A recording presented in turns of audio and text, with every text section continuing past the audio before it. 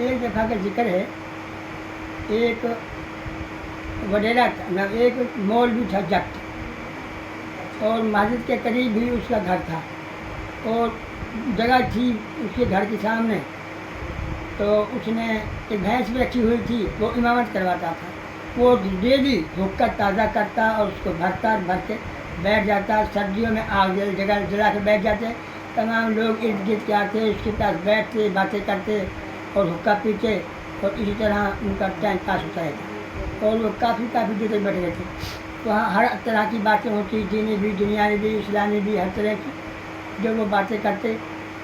फला ऐसा वक़्फ़ हुआ, ऐसा वक़्फ़ हो, ऐसी बातें होती हैं। जब इकट्ठे 4 आदमी बैठ जाएँ तो जिससे ज़हन बात होती है वो निकल आती है, तो लिहाजा वे बैठ जाते और पीते।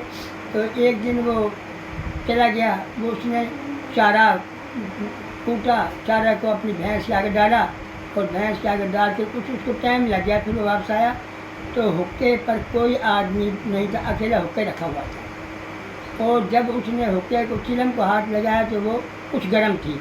उसने मुँह लगा के उसको नए को मुँह में दिया और उसको खींचा, तो उसमें थकार बलगम उसके मुँह में आ गई।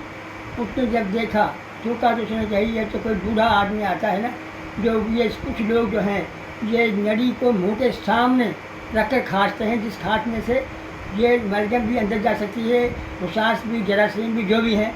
बल्कि ये बहुत बुरी आदत है कुछ लोगों की। हालांकि हुक्का पिया मुँह से नहीं, हाथ पकड़ के मुट्ठी से पीना चाहिए।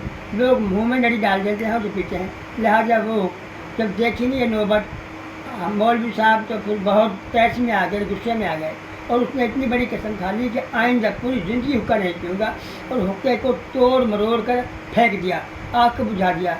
अब दूसरे दिन लोग आए और कहने लगे मौलवी साहब हुक्का किधर गया है? उनके बाद हुक्का आज से ख़त्म मामला, ना पीऊँगा, ना पिलाऊँगा, ना भरूँगा, ना, बस ऐसा ही है। मैं कल से बदल हो गया हूँ हुक्के से।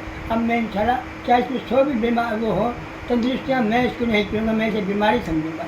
इंसान को इंसान के अंदर इसी तरह से ही बीमारी रहती है। बहुत गंदे लोग हैं जो मुँह में नड़ी बढ़ाते हैं, ना कि मुट्ठी से पिए जाए तो और बात है।